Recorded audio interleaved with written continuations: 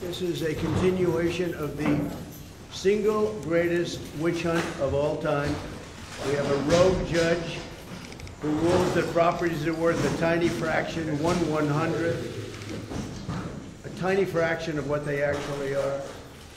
We have a racist attorney general who's a horror show, who ran on the basis that she was going to get Trump before she even knew anything about me.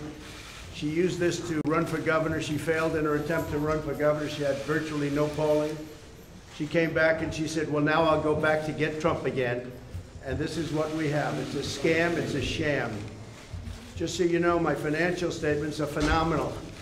They are actually less in terms of the numbers used than the actual net worth. The actual net worth is substantially more.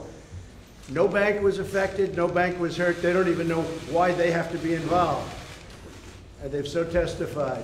They can't believe that they're involved because they were paid back on time. There were no defaults. There were no problems.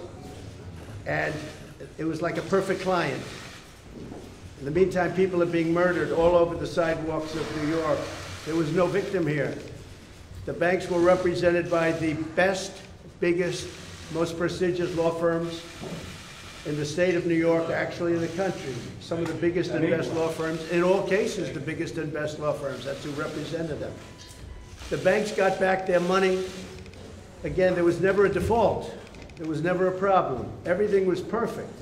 There was no crime.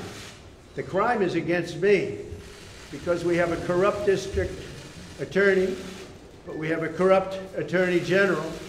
And it all comes down from the DOJ. They're totally coordinated this in Washington because I'm the leading candidate. I'm leading Biden by 10 points.